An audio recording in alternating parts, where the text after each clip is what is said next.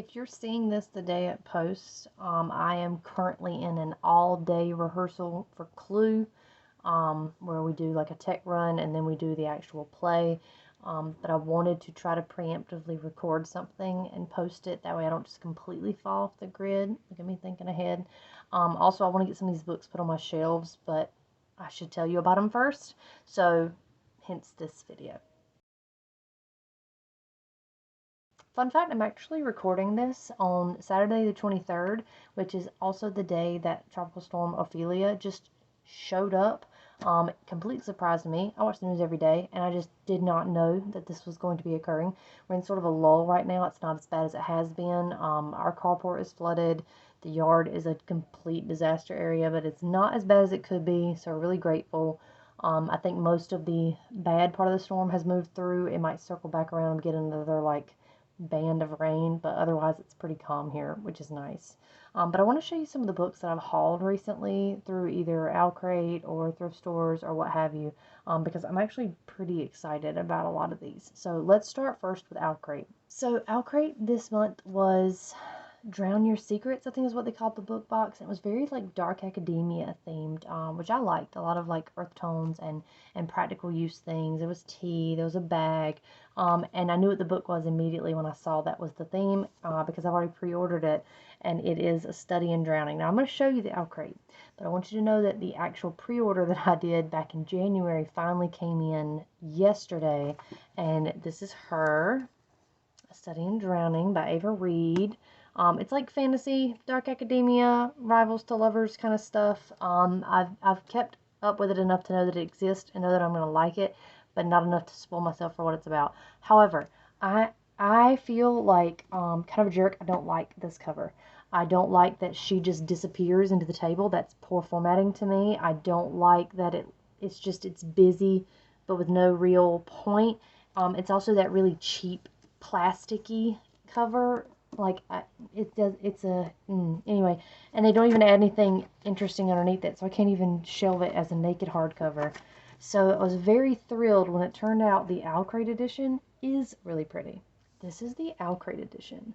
This is gorgeous. It looks like a fun, like, watercolor, like, romanticism period piece where she kind of blends into the nature. Like, you can't even really tell what's going on here because the like castle and stuff on the cliff here, and then she's just in it. It carries on into the back like her dress does.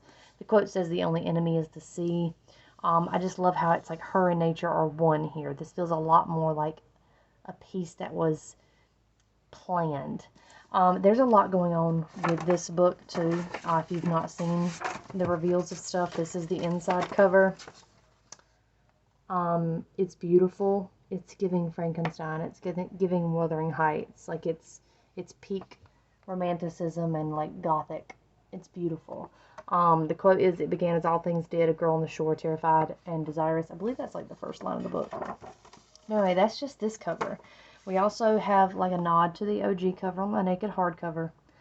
Again, not the biggest fan. And then it has a quote on the back. "I was a girl when he came for me, beautiful and treacherous, and I was a crown of pale gold in his black hair." We also have inside cover art that is fantastic, and inside cover art that is fantastic. Can't wait to get to know those characters. Can't wait to read this. I don't think I'm going to put this off. I think I am going to like follow the vibes and try to read this very intentionally in like the month of November. Like, I know this is very autumnal, but this feels like a November book to me. I don't know. Maybe it's because it takes till November for it to feel truly like fall here. But anyway, this is beautiful. The Crate, no notes. Okay, so I went to one of my favorite used bookstores ever last week. It's called The Bookshop. They're in Atlantic Beach, North Carolina. Again, I don't gatekeep.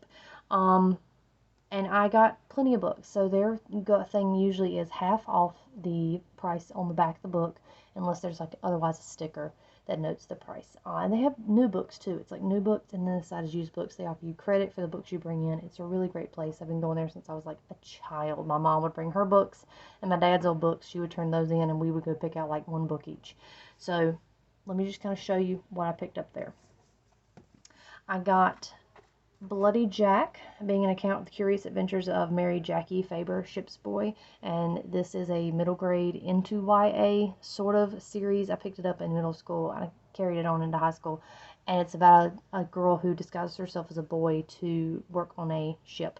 I really liked this book when I read it. It has, in retrospect, a lot of gender-based stuff that was very nuanced for the time. I read the series completely out of order and never finished it, so this is more like my dopamine hit. When I say that reading this like changed my brain chemistry as a young person, I'm not like overstating it. I really do think that this impacted a lot of what I wanted out of my YA stories as a teenager, because I read this in like 8th grade. So I got the first one. They did have others in the series, but I was like, you know what, let me just get book number 1. I'll reread it at some point, and then I'll maybe carry on the series. Anyway, stop that. I admittedly don't know a lot about the book that I'm going to show you next, but I'm very intrigued by it, and it seems short enough that I will be able to like fly through it during spooky season. And it deals with like racial relations and the idea of like plantations and the sense that they are basically graveyards, but so many people all over, but specifically in the South, take these plantations and make them like wedding venues, and sort of the problematic nature of that. So it's When the Reckoning Comes. Again, I've heard of it briefly. I know some folks have talked about it and either liked it or, didn't like it. I saw the ratings were about mid for this. I think I'm going to like it. I think this is going to be something that like makes me think, but also has a little bit of a thriller element to it. And I'm very compelled by the actual cover. Like, this is definitely a point where like cover made me buy it, because I just think that is a very good cover with like the blood drops and everything.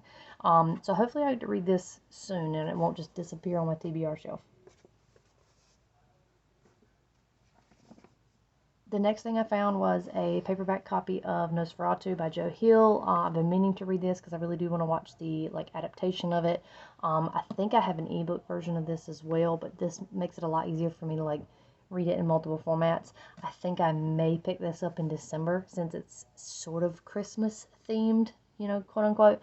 And I'm just very interested in it. Again, I know enough to know that I want to know more about Nosferatu, so that's why I got it. My camera ran out of space again. I really got to figure out something more permanent for that. Anyway, the next book, I might read it.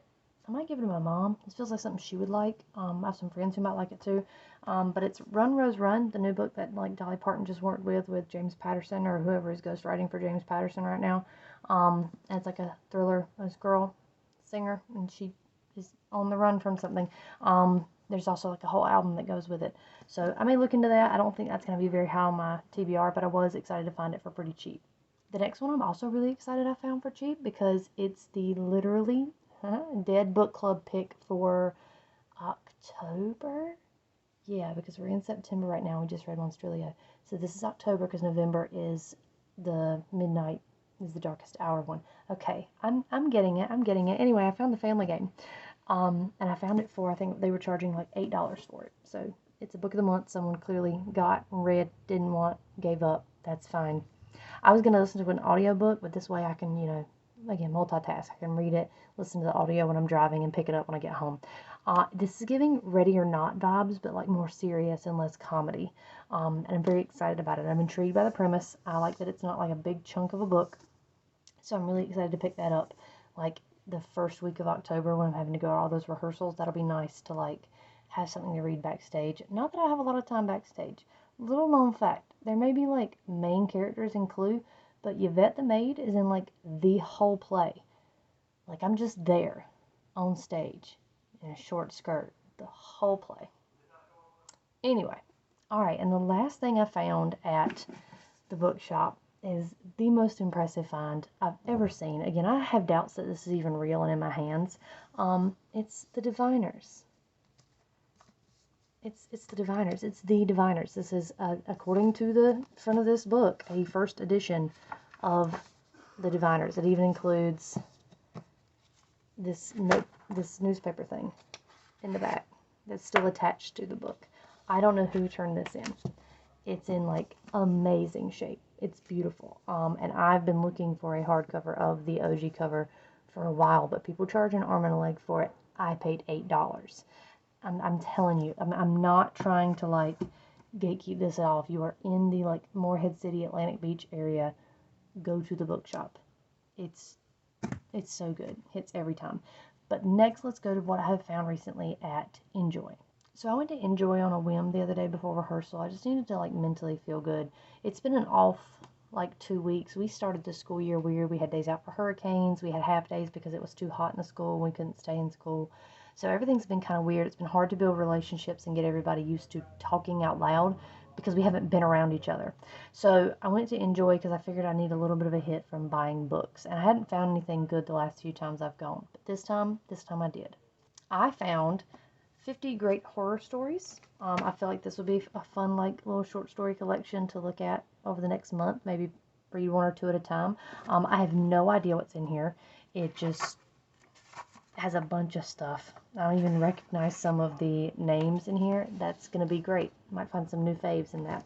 Might find some stuff I can teach to the kids because they are all the time asking for horror and true crime and murder mysteries, and they love that stuff. So I may find something I can use with that. Speaking of classroom, I'm also going to be putting this in there, The Vanishing Half. I have one copy of this already in my classroom library, but it does not have a cover. This one does, and this will make it so at least two kids can read it together. They can kind of help each other out. And I have mentioned this to certain kids as you should read that, but now that it's available to them, maybe they'll pick it up. I found this cover of The Handmaid's Tale. It's like an old hardcover. It's actually kind of fun. It's got like this record of, I guess, when certain people had it. I'm not really sure what's going on with that. And this is like, I don't have this version of it. Oh, there's a whole newspaper article. Wait a minute. This is interesting. I remember seeing this. What the heck is this? It's about God's creation of Adam. It's been the back of the book. And then there's a magazine clipping article about Margaret Atwood in the back of it. This is compelling. Why was that in there? I feel like there's a rabbit hole here. And it has a name on it. It does say Janet Freeman. And it says Freeman's book. But then it has all these names. And the dates go from 89 to 91. So all pre my existence. How interesting. Alright, well anyway, that's a cover I didn't have of Handmaid's Tale. So moving on. I found an ARC edition of Rules for Being a Girl. I have another copy of this, I think, in my classroom library. So again, this could be 2 copies of that.